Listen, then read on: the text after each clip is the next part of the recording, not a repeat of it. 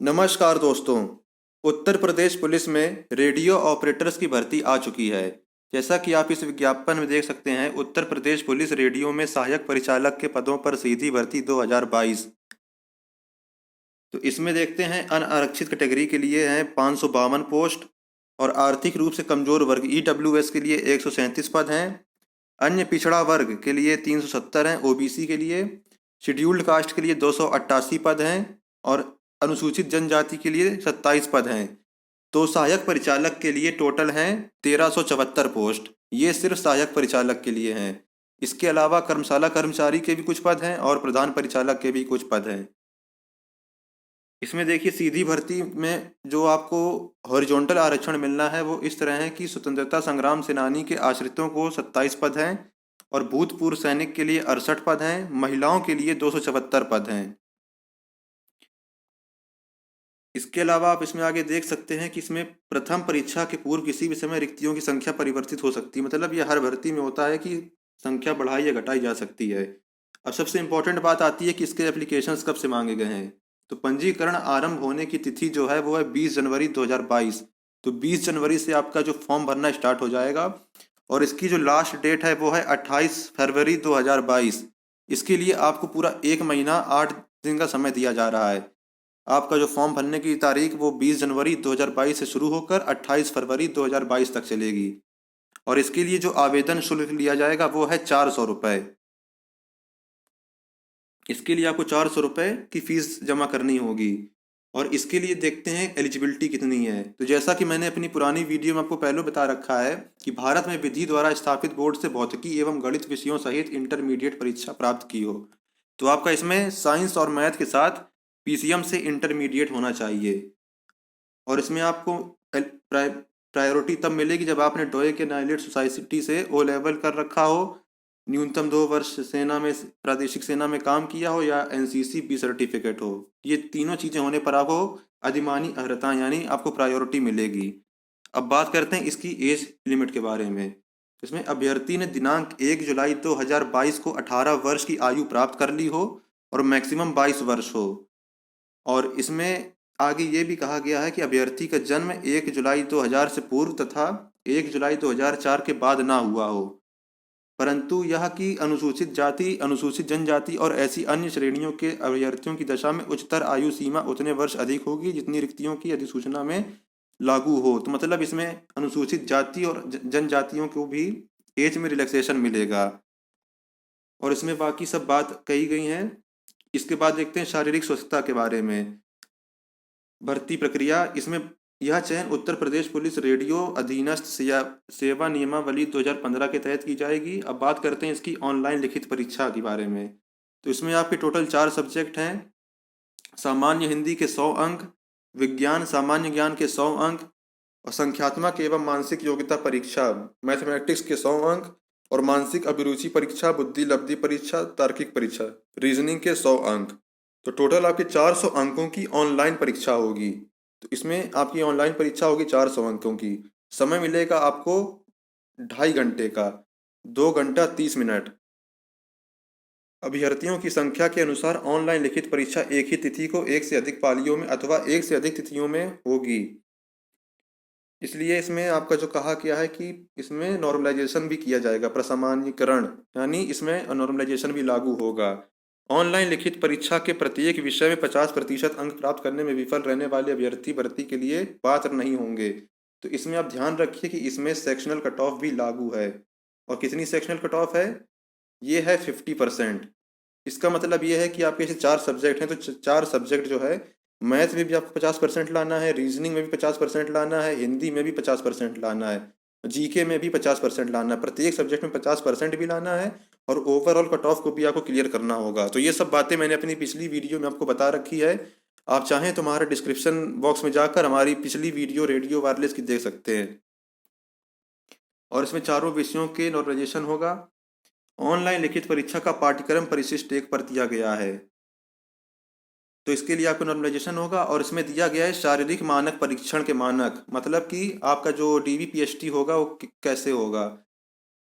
तो डीवीपीएसटी देखिए, सामान्य और जनरल कैटेगरी और ओबीसी के लिए जो हाइट मांगी गई है वो है 168 सेंटीमीटर। और SC ST के लिए है 160 सेंटीमीटर। और इसमें सीना कितना मांगा जाएगा? इसमें सीना मांगा जाएगा 79 सेंटीमीटर बिना फुलाए, और फुलाने के बाद 84 सेंटीमीटर। अनुसूचित जनजातियों के लिए है 70 सेंटीमीटर बिना फुलाए और फुलाने पर 82 सेंटीमीटर। न्यूनतम 5 सेंटीमीटर सीना फुलाना अनिवार्य है। फिर इसमें महिलाओं के लिए ऊंचाई बताई गई है। महिलाओं के लिए जो ऊंचाई है वो 152 सेंटीमीटर होनी चाहिए, और अनुसूचित जनजातियों की महिलाओं के लिए 147 सेंटीमीटर होनी चाहिए, और महिला अभ्यर्थियों के लिए न्यूनतम वजन होना चाहिए 40 किलोग्राम। तो ये सब है आपका जो शारीरिक दक्षता होती है। अब बात करते हैं इसकी फिजिकल के बारे में। तो पुरुषों के लिए 4.8 किलोमीटर की दौड़ 28 मिनट में होनी चाहिए, और महिला अभ्यर्थियों के लिए 2.4 किलोमीटर 16 मिनट में पूरी करनी चाहिए। तो ये है इसके फिजिकल के मापक। इसके बाद आपकी जो है लास्ट में मेरिट बनती है। उसके बाद आपका चिकित्सा परीक्षण, आपका मेडिकल होता है, और लास्ट में आपका चरित्र सत्यापन यानी कि पुलिस वेरिफिकेशन होता है। और इसमें आप देख सकते हैं यहाँ सब वर्टिकल आरक्षण के बारे में भी सब दे रखा है, और फिर क्षैतिज आरक्षण के बारे में सब दे रखा है। तो ये सब था आपका इन्फॉर्मेशन सहायक परिचालक के बारे में। इसके बाद जो नेक्स्ट आपकी इसमें पद है वो है प्रधान परिचालक और प्रधान परिचालक यांत्रिक के। तो हम देखेंगे इसके कितने पोस्ट हैं। तो इसमें टोटल जो पोस्ट हैं वो है 936, और UR कैटेगरी के लिए 379 पोस्ट हैं, EWS के लिए 92 पोस्ट हैं, OBC के लिए 252, और शेड्यूल्ड कास्ट के लिए 156, और ST के लिए 18। अब देखते हैं इसमें हॉरिजॉन्टल आरक्षण कितना मिला हुआ है। तो स्वतंत्रता सेनानी के लिए 18 हैं, भूतपूर्व सैनिक के लिए 46 हैं, और महिलाओं के लिए 186 पद हैं। अब नेक्स्ट देखते हैं हम लोग। इसका भी वही पंजीकरण की जो तारीख है वही सेम है, और आवेदन शुल्क भी वही सेम है। अब देखते हैं हम लोग इसकी एलिजिबिलिटी क्या मांगी गई है। तो इसमें भारत में विधि द्वारा स्थापित बोर्ड से electronics, telecommunication, electrical, computer science, information technology, instrumentation technology, mechanical engineering में 3 वर्षीय डिप्लोमा कोर्स किया हो, अथवा सरकार द्वारा उसके समकक्ष मान्यता प्राप्त कोई परीक्षा उत्तीर्ण की हो। तो इसकी शैक्षिक अर्हता ये दी हुई है। अब नेक्स्ट देखते हैं इसके हम लोग एज लिमिट के बारे में। इसके लिए जो आपकी एज लिमिट है वो 1 जुलाई 2022 को 20 वर्ष की आयु प्राप्त कर ली हो, और मैक्सिमम आपकी 28 वर्ष आयु होनी चाहिए। अगर आपकी इतनी एज है और आपके पास अगर ये एजुकेशनल क्वालिफिकेशंस हैं तो आप इसके लिए ज़रूर अप्लाई कर सकते हैं। और इसके लिए जो आपका DVPST है वो सेम वही होगा जो मैं पीछे बता के आया हूँ। 4.8 किलोमीटर जो आपको पीछे बताया है वही सेम होगा। अब इसके बाद देखते हैं हम लोग कर्मशाला कर्मचारी के बारे में। तो कर्मशाला कर्मचारी में आपके जो कुल पद हैं वो हैं 120। UR कैटेगरी के लिए 51 पोस्ट हैं, EWS के लिए 11, OBC के लिए 32, शेड्यूल्ड कास्ट के लिए 24, और शेड्यूल्ड ट्राइब के लिए 2 पोस्ट हैं। अब बात करते हैं इसकी हॉरिजॉन्टल आरक्षण के बारे में। तो स्वतंत्रता सेनानियों के लिए 2 पद हैं, भूतपूर्व सैनिक के लिए 5 हैं, और महिलाओं के लिए 23 हैं। तो ये भी आपके लिए एक बहुत अच्छा मौका है। अब देखते हैं हम लोग इसकी एजुकेशनल क्वालिफिकेशन के बारे में।